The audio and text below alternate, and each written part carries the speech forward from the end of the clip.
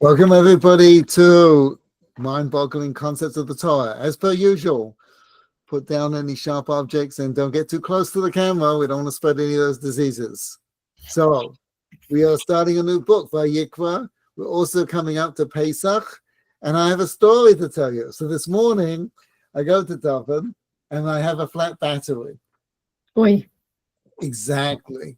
I don't know if I said it like that, but something along those lines. Right.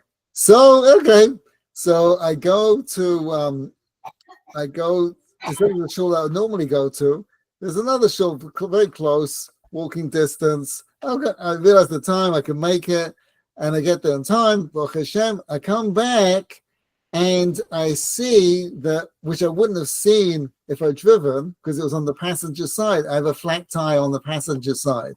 On top of the dead battery. A dead battery, flat was the day. Flat battery, flat tire.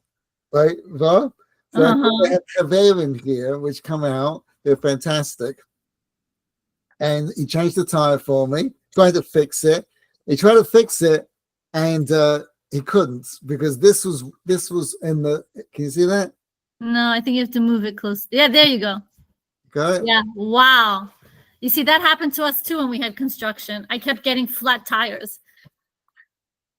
It's enormous. Hi, Hi, Rabbi. Hi, so this was in my tire this morning. Wow. Yeah, exactly. The guy who changed it was also in shock. Wow. So if my battery hadn't been flat, then I would have driven on it, and it would have ruined it. This way, they changed the tire, jump-started the battery. I took it to the shop. They changed the battery. It was completely dead. They changed the battery, and they were able to patch the tire, even though it had a gigantic hole, because I hadn't driven on it. Right? Then you would have ended up spending more money if you had driven on it. And it was a brand new tire. I only got it 3 weeks ago. Ooh. Hashem saved you. Hashem saved me. So you see, I want you to imagine you're walking along the beach, and out popping from the sand is a little lantern, right? And you take it out, you clean it off, and out pops a genie. Alibi. You never happened to you? Unfortunately. Oh, I yeah. shouldn't say unfortunately. Yeah. I don't think I want to see a genie. So the genie says, I'll give you 10 wishes every single day. Ooh, that's a good deal. That's a good deal. And so it said that I thought it was supposed to be 3 wishes, and that's it. Yeah, I'm the genie. Stop telling me what to do. So the genie said, I'll give you 10 wishes every single day. But this is the catch. Oh, there's always a catch. What's the catch? Right? If anything you ask for, I'm going to show you what happens down the road. So you're going to ask for a yacht, right? A 300-foot yacht, right? And you're going to be on the yacht, and it's going to go down in the Atlantic. Ouch. Oh, I don't want the yacht. Forget the yacht. Too much maintenance. Forget the yacht, right? You understand? See, each thing you ask for, the genie's going to show you everything you want. Now, when you get something you want, you're happy. Like, I never saw anybody who was depressed. You know, these videos they have of people showing people winning the lottery. They're all excited. They just won $25 million, $1 billion, $100 million. I think it's like 300 million is the highest is at the moment. Right? Enormous amounts of money, right? Everyone's excited, even though statistically more lives are ruined through winning the lottery than not. So why are they happy? Because they think their life is going to change for the better. But the statistics show you said no one's. They don't care about statistics. They didn't bother looking into statistics when they started playing the lottery. That's true. But you see, what's going on here is they choosing to ignore the statistics. They register as a good thing, when the truth of the matter is losing the lottery would be better for them. So we can think about anything that happens to us and think it's good or think it's bad, because it's kind of irrelevant. Even something that is overtly bad for you, people are ecstatic about it. They're not, and they're happy. They just completely ignore the statistics. It's really bad for them. Mhm. We choose how to think about it. Do we think about it as a good thing? Right? So now the genie, right? Everything you got, eventually you realize that there's nothing you could possibly want that is good for you. Nothing? Absolutely nothing? Right, that's right. I really would like some. I really like some more cream cheese on my bagel. Like, no, I guess if you say, I want whatever God wants for me, that's the best you could do. that's a very good point, right? That's a very good point. But nevertheless, right, you come to the conclusion that what you have, the life you have, is the best life. Right? That is what you want. That, you understand? That is living. And as you wake up in the morning and I get a flat tire, wow, this is the best thing for me. You follow? Mm-hmm. Now, let's tie that into the Parsha. Let's tie that into Pesach. Right? So the Parsha starts off Vayikra. Let's look at it.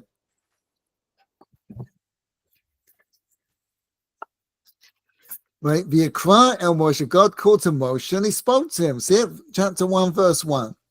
Mm-hmm. Verse 2. To bear el b'nei Israel, speak to the Jewish people, and you should say to them, Adam, a man, ki yakriv mechem korban laHashem. If you bring a korban, the sacrifice to a God.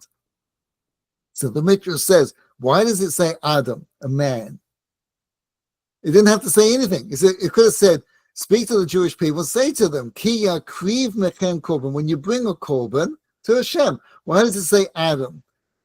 So it says, when you bring a korban to Hashem, you should bring a korban like Adam brought a korban. When did he bring the korban? Oh, that's a great question. Right? The Midrash talks about that he brought a korban, but nevertheless, right, it's not in the Chumash. It's not in the Torah. Right? But when he brought a korban, how did he bring a korban? Let's suppose like Sukkot, right? Sukkot is a little while away, 6 months away. So you go to your rabbi and you say, Rabbi, I got this esrog. Is it good? The rabbi opens up the box, pulls out the esrog. He says, good. This is the nicest esrog I've ever seen. Perfect shape, perfect color, the pitom. It's exquisite. I've never seen a better esrog. Says, I know. I looked at the laws of an esrog. Right, look at the law of the esrog, and this is the best, the most beautiful, fulfills everything. So the rabbi says, where did you get it from? Well, to be honest with you, this is how it happened. I'm in Shul, right? And I had an esrog, and the guy sitting next to me, he had an esrog too. And I said, oh, wow, that's a great esrog. So when he went to the bathroom, I switched the esrog. And he's admitting to this. Yeah. This fellow's not very smart. So the rabbi says to him, you stole it. So he says, yes. It doesn't say anywhere you can't steal it. It just said it's going to be yellow, it's going to be this shape, it's going to have a pitum, or not a pitum, that's how you hold, no markings. It didn't say don't steal it. Is that stupid or stupid? Right? You understand? You got it? Yeah, very silly. So it says, when a man brings a korban, when Adam brings a korban, so just like an Adam Arishon, the first man brought a korban, he didn't bring a korban from stolen, right? You shouldn't bring a korban from stolen, right? Now, why didn't Adam bring a korban that was stolen? Because everything was his. He was the first one. Everything was him. So this is the only, he said, we all know from bringing, having a lulav and esrog, the rules are very intricate. It's not an easy thing. That's why people go to rabbis to can you check it? It's very intricate. A korban, an animal, oh my goodness. Right? That's serious. There's huge amounts of things you have to look out for and careful about. So the Torah said, no. The only thing you have to worry about is make sure the cow you're bringing the lamb you're bringing, the bird you're bringing isn't stolen. Oh, thank you. That's all I needed to know. You understand? But that's key because you're bringing something to God. If you're bringing stolen goods to God, the whole purpose of the korban gets totally, what's the word I'm looking for? Nullified. What's that? Say that again. In other words, you're bringing a sacrifice to God. If you're bringing him a stolen sacrifice, the whole point of this exercise is completely nullified. That's true, right? But that's the most obvious thing. It's like bringing a stolen esrog. Right. Needed to tell you that? You know, like You're saying it doesn't tell you for the esrog, so why does it tell you for the korban? It does tell you by the esrog. I mean, you can't do an avera to do a mitzvah, but it's a general rule for all mitzvahs. You open up a book on how to bring what you should look for in an esrog, right? So it doesn't say, make sure it's not stolen, because that's obvious. Like, really, you don't know this? So then why is it being explicitly said here if that's It's not just explicitly said. It's the only thing you have to worry about. This is the thing you have to worry about. Just like Adam didn't bring a korban that was stolen, you don't bring a korban that's stolen. Right? That's all you have to tell me? That's it? What about it's missing a leg?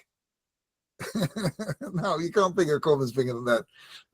There's all kinds of rules that have to do with a korban. Right, so why is it must tie to the story, right? So in the story, if everything is for your own good, you don't steal something that doesn't belong to you because it's for your own good not to have it. So you see, let's go to the end of the parsha. Right? This is one of we've been doing this thing of ends in the beginning. This week's parsha is like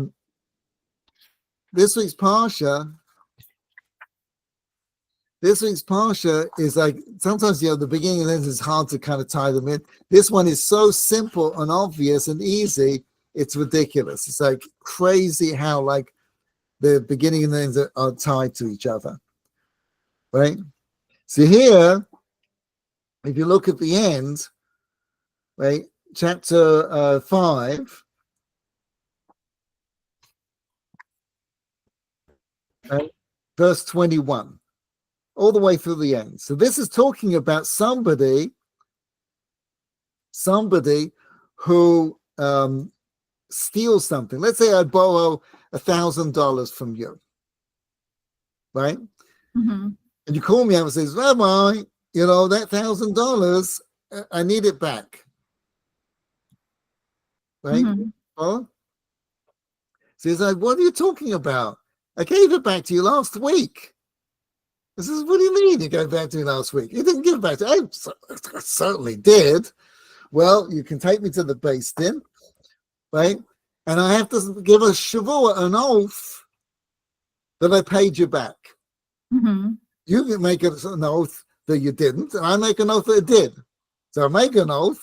I did pay you back. A week later, I'm sitting there, I really didn't pay him back.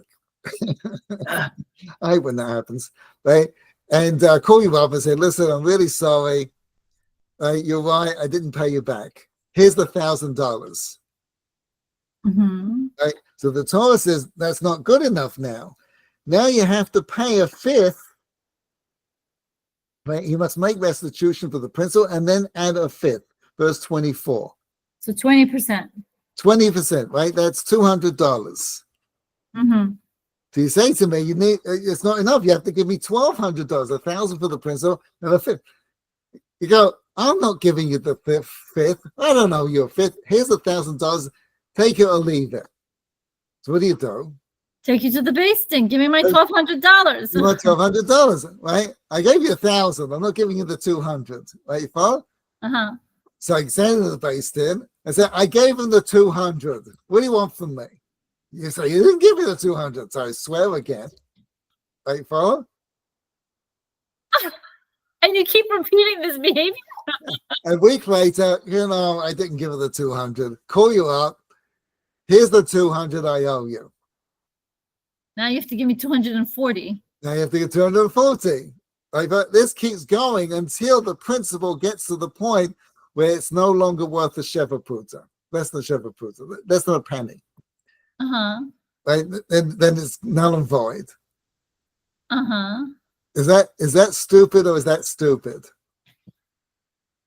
It's stupid, but why is it happening? Like, why don't you get it the first or second time? Why do you have to go all the way to the point where it becomes so small that it's so negligible? So I'll explain. And now you see the beginning and the end, and it's beautiful, right?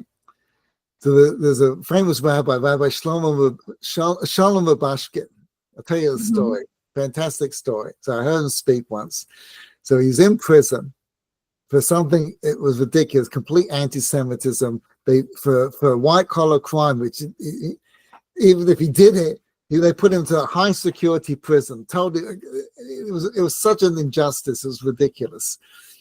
Donald Trump pardoned him in his first term. So he's in prison, and people would write from all over the world. And it's pretty uncomfortable when you're in prison. All these guys are in prison, and he's getting tons of mail, and no one cares of two sausages about any of these guys. Right? See, this guy got one piece of letter, and then there's a letter he got like a bill or this or whatever, right? And Babashkin is getting dozens of letters, if not hundreds. It's ridiculous. And this is creating a little bit of jealousy. We have the inmates. Eventually, they made an arrangement that he got it privately. But anyway, but at the time when it first started happening, it was a big problem. So one day he's walking along in the prison, and this guy who he describes as Einstein's second cousin, right? Not the sharpest tool in the shed. He says to him, they're all alone. He says to him, Babashkin, oy Babashkin. That's what he calls him. Oy Babashkin. How come you're taking my mail? So Russia's looking at him. What do you mean your mail? Like, it's addressed to me. What do you mean your mail? So he says, yeah, you got my mail. He's explained it to him. And he finally, Babashkin figures out what he means. He thinks that if he wasn't there, Babashkin, then the mail would go to him. It's sort of like going there for dinner. So, they make dinner for 20 people and 30 people show up. Right? So the first 20 people get all the dinner and the last 10 get nothing. So the first 20 took the last 10's dinner. You understand? So he thinks that because of him, he's taking everyone's mail. Mm-hmm. You get it? Mm-hmm. So he's trying to think that this guy means business. You don't mess around. He's like, he's getting very agitated and they're alone. So he doesn't want to. He doesn't know what to do. So he gets a moment of inspiration. He goes into his pocket, he pulls out a letter. He says, even if you got my mail, it wouldn't do any good for you. And he gives him the letter, and it's written in Yiddish. Right? And the guy opens the letter, and he starts reading it, and he realizes, yeah, you're right. There's nothing it wouldn't help me. Right? Mm-hmm. And the guy looks at it, gets frustrated, and he just walks off. Mm-hmm. So Babashkin is sitting there and going, obviously the Almighty is telling me something. Right? What is he telling me? So he says, here I am in prison for a crime I didn't do. And I'm getting the worst treatment because the guys, they want to get a Jew. And I'm paying the price for this guy's anti-Semitism. Right? And all my friends and family, they're having bar mitzvahs, the kids are growing up. He's missing everything about life. Right? And he realizes that the Almighty just sent him a message. It's like getting somebody else's mail. It wouldn't do you any good. Mm-hmm. You can't get some. See, he said, this guy's driving a Bentley, and I'd like a Bentley. So I'm thinking, like, if he wasn't taking he's driving my Bentley. No, because if he didn't have a Bentley, you wouldn't have a Bentley either. You follow? Yeah. You get everything you need. In other words, if you were the only person like Adam Rishon, when Adam Rishon, the first man, was alive, maybe, I don't know how many, maybe there was 1,000 cows. He got all the cows that he needed, that God wanted for him. He wasn't going to get any more. If all the people in the world disappeared, you wouldn't have anything more than what you have. Yeah. Then when you bring a korban, that's what you should be thinking. You're talking to the Almighty. You're getting close. Korban, as Hirsch points out, means to be close. You're approaching the Almighty. I'm not suffering anything. This is how you should be approaching God. I don't have anything shouldn't have, and there's nothing anybody has that I should get that I don't have. Like, we all get exactly what we need, like the genie. I don't understand this version of jealousy. Like, when I feel jealous, like I remember when I had a car with 2 kids, and I was like, oh, it'd be really nice to have a minivan because the sliding door would make it so easy to put the kids in the car seats and whatever. I wish I could have a minivan. I wasn't thinking, oh, that person has a minivan. I want that minivan. Like, I wasn't thinking in those terms. I don't even understand that kind of thinking. Like, do people really think that way? Yes, but you see, you want a minivan, right? And I'm the same way too. I want a minivan. But you don't have a minivan. So how is what you have better than a minivan? So it's funny because because when I was pregnant with number 3, I should have bought a minivan, and I delayed buying the minivan. And then Hashem caused an accident to occur to force me now to buy the minivan. Yeah. So that's another strange aspect of it. Like, when it was convenient for me to buy the minivan, like, I couldn't afford it at that time. When I could now begin to afford it, and I needed it with the 3rd child coming, I took my time getting it. And Hashem is like, no, you need to move faster. That may be true. But you see, David HaMelech, he says like this. He says, better to suffer the hands of God, the hands of man. I'm with you. Right? What does that mean? So you see, you're driving along and a deer pops out and hits your car and totals your car. What do you do? Okay, you got to fix the car, get a new car, whatever it happens to be. Right, for 6 months later, you're driving along the same road, a drunk driver swerves into your lane, same amount of damage. But it's not the same reaction. You're annoyed. You're so mad, or you do such a thing. Right? When it's hands of God, the deer, you're fine. When it's the hands of man, you're not fine. But the truth is, it's both the hands of God. It's just, who is he using as his messenger, as his shaliach? Exactly. So you see, when you see everything as the hands of God, the drunk driver too, it doesn't bother you. When you think it's the hands of man, it does bother you.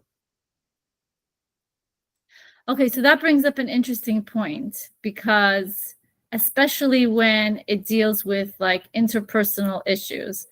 Like, so if you feel like someone wronged you and you don't get upset about it, but on the other hand, you're annoyed on their behalf because it points out some character flaw in them that you hadn't noticed that is probably preventing them from being happy, is it okay to address it with them?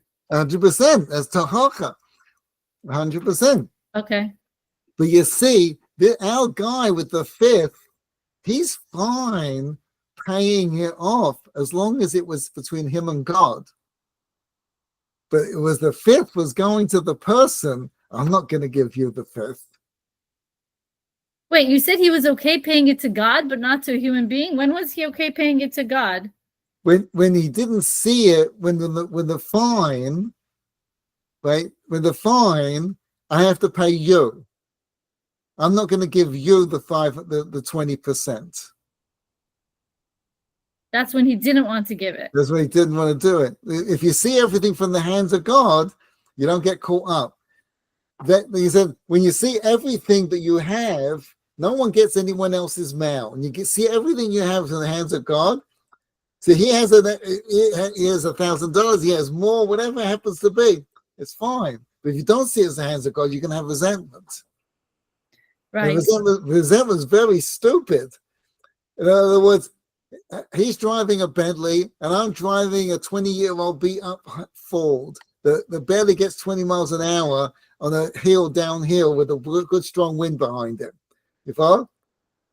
Now 30 years ago, that would have been a nice car, even if it was old. Mm-hmm. But we're driving cars today that made any car on the road 20 years ago look like it would be like a Bentley, right? But the other guy's got a Bentley, so we're driving a car, but we're not enjoying it because we want the Bentley. We're eating up our 20%. We're making it worse than it needs to be. It seems like a waste of time. Like, you're spending all this energy and whatever, like focusing on something you don't have. I don't know. If you want to have something, either try and get it or don't bother. That's totally true. That's so true. But that's what the Parsha is coming to tell you. When you live like this, you live a great life. Everything you have, whatever it happens to be, is a great life. I don't know if the numbers are still true. I looked it up a few years ago, but if you make more than $40,000, it's maybe around 45 today, but $40,000 approximately annual income before taxes, you're in the top 1% of the richest people walking around on this planet.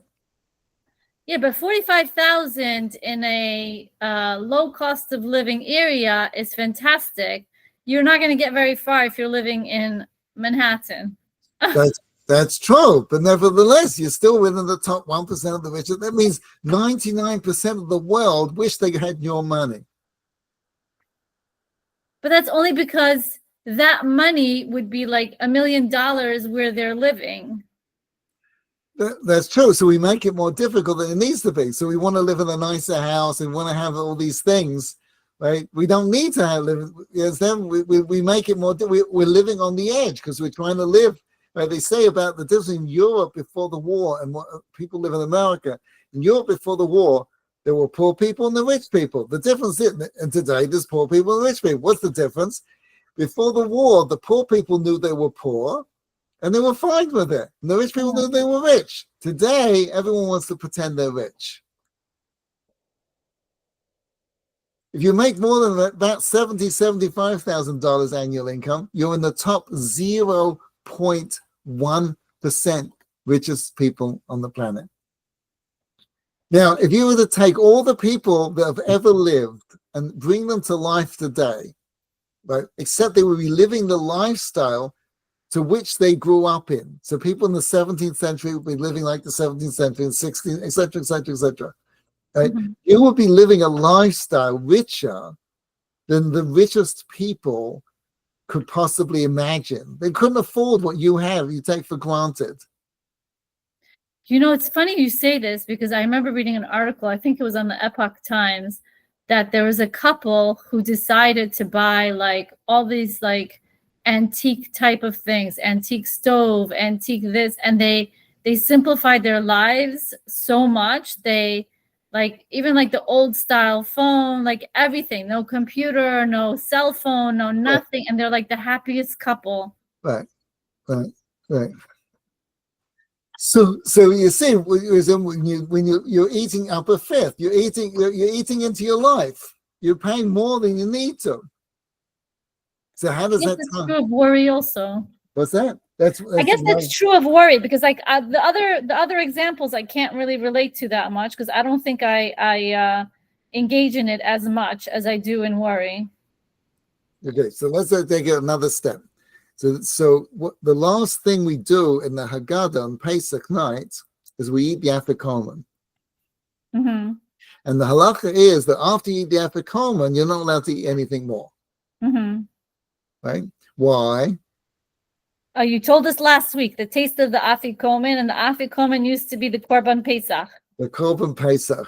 So what is that like? Oh, so we did this already. Very good. So what was that like? So you see, we live in a world where taste is a very fleeting thing. It's sort of like living on the moon where everything's black and white. So you'll be very frustrated because we need color. We don't realize how much color, how much we miss it, how important it is to our lives. It gives the life a color, it gives it a brightness, a certain experience, a pleasure, Mhm. right? We don't live with a korban Pesach. We don't live with a korban. So what Right. would it be like to have a korban? You wouldn't know that, you wouldn't forget the taste if you try something else. What's that like? I want you to take a piece of paper. Don't do it now, but after the class. And I want you to draw a line down the middle and put on this piece of paper everything bad that ever happened to you your entire life. Right?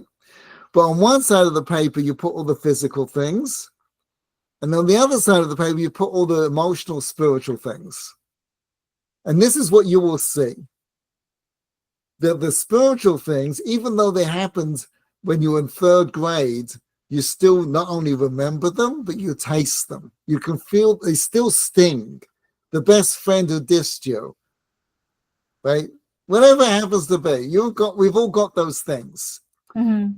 The physical things, you broke your leg that same year. You know it happened, but you don't remember what it tasted like, what it felt like. You remember it hurt, but you can't feel the pain anymore. I don't remember the physical pain, but I remember, like, I was in a car accident when I was a kid, but I do remember all the little things that came with it, like when I was in the hospital and all the little things that annoyed me with the way that they treated me, and how, like, I remember the silly thing. They gave the girl in the next bed liquid medicine, but they used to force me to take the pill and I couldn't get it down my throat. Like those silly things. Yeah. But, like, why do I even remember that? Yeah, that's a very good question. We'll get there. Now you could do the same thing in the positive too. And it's the same thing, right? You got a pony when you were 6 years old, right? You got whatever positive things. It's harder to divide the spiritual, the emotional, and the physical. But the pain side, the negative, is much easier. Why do we remember the spiritual, the emotional things? Because we're a soul. We're in the neshama. We live in the neshama. The body is like a bed. Right? It's like somebody else's bed. It's like we don't sleep on it. It doesn't bother us. So you broke your leg or you got into the car accident, but it wasn't you that got into the accident. It was It was my your body. What's that? Right. It was my body. It was your body. But the things that touched your soul stay with you. Right. It's interesting that you're saying it in this way, because I also remember the positive associated with it, which was, like, I remember at least one parent would try to stay overnight, and it was so what's the word I'm looking for? Not encouraging, but, like, comforting. It was so comforting to know that I had a parent there, because hospitals are very Right. Very good. That's very nice. It's interesting that one incident has so many connotations because of everything that happened that I associate an emotion to. Right. Interesting. Now take that concept, you follow, and then you put it in food. We don't have this experience in food. I have it in food. You know where it is? In my mother's cooking. That's right. That's true. Right. Very good point. Right. Because the food is imbued with something else. Yes. Right. It's so imbued that, like, had to get to a point where I used to tell my kids, this is grandma's, like, recipe. Like, this is her recipe, just so that they would eat the food. Right. So you see, when you bring a korban, you taste, when you bring a sacrifice, you taste whatever the korban represented. Which represented what? Whatever the different korbans. But on Pesach, you're eating freedom. You could taste the freedom. But it seems to me there's more to that than just the freedom. Yeah. Well, no, because you said, was it last week or the week before that? I don't remember anymore. About how they had to go get this Korban Pesach, this lamb that the Egyptians viewed as their god. So they had to do it in a way that, like, they had to, like, summon up quite a bit of courage to get it done. And then they had to tie it to their bed. And then only at the right time, they had to like shecht it and eat it. Oh, also, didn't all the men have to have a brit milah in addition to that, because they couldn't have it? Like, it represented so many things. It was like a process. Oh, this is the other thing that we were talking about. It was like a process of transformation. You know, the whole thing from turning into slaves that were afraid to do anything in Egypt to having the confidence to go get their God, and then at their leisure, so to speak, you know, shechting it and having it as a korban. Right, that's true. But that was the original korban Pesach. But every year when we bring a korban Pesach, we would taste the freedom. It would be, now it's just plain freedom. It's no transformation anymore because they've already transformed.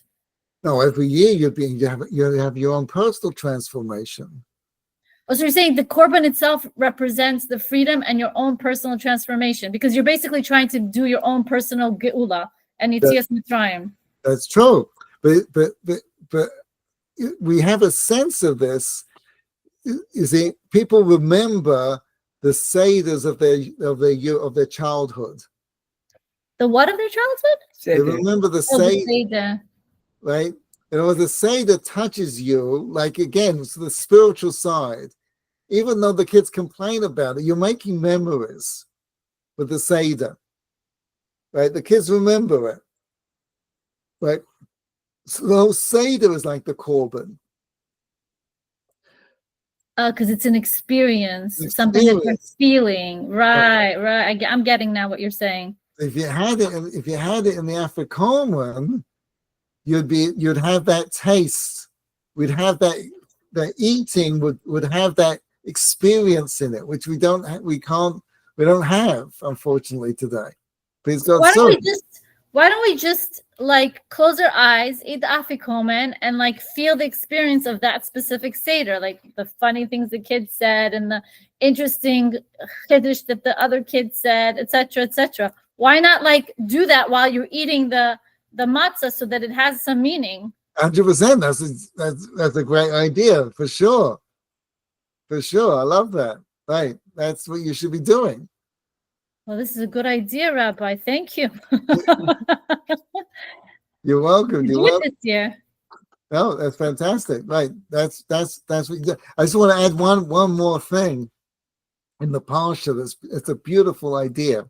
Is that when you bring a korban, if you were poor and you couldn't bring a cow, a goat, a sheep, right, or even a bird, you'd bring a mincha, a flower offering. Flower, right?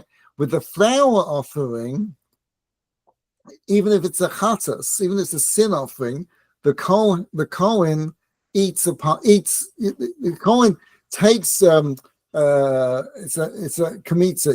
It's like 3 fingers. It's what he can grab in 3 fingers. Like that? Yeah, very small amount of very small amount, right? And then the rest he eats, the Kohanim eat. Right? The first to eat is the Kohen Gadol.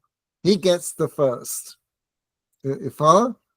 I don't get it. Isn't this flour offering like mixed with some oil or something? Yeah, it's mixed with the oil. It depends on which one it is. And they actually eat that? That's supposed to be yummy? Yeah. I mean, I don't know, but I assume it's yummy. Okay. Why does the Kohen Gadol? Right? Why does the Kohen Gadol? Right, and then the rest of the Kohanim, which is not true by all the other korbanos. Because the person's already poor and they feel bad, and by their offering actually being partaken of by the Kohen Gadol and the other Kohanim, it makes them feel better. Oh, it's like your grandmother. Right? Your grandmother's making it for, you understand? Well, your mother, right? Right? You follow? But it's also the Kohanim are going to spades here. That normally you're bringing a cow, it's a big deal. The guy's bringing a mincha, not a big deal, but it is a big deal for the Kohanim. Right? That's their dinner. That's their lunch. That's their breakfast. Whatever time of day it comes. Oh, because you're saying the other korbanos go up in flame completely. Not all of them. The Ola Some of goes them. up in flame, Okay. right? But here, the Kohanim get to eat, so they're going to pay special attention to you. So it makes you feel good that you're giving this. They're and even the Kohen Gadol, he gets. So he's paying attention to it too. So you're getting this attention. The Torah wants, even though they're poor, the Torah wants these people to feel good about what they're doing, which all adds into the taste of the korban. Seems like there's a parenting lesson in there somewhere. There's a parenting. Well, there isn't there. I don't know specifically there, but your point before was very nice. Like, right, it's the taste that you put in the mix that makes mommy's cooking so much special. So I'm telling you, it's like love was like mixed in there. Right. We should feel that from the Almighty too. Amen. Ken yeh ratzon.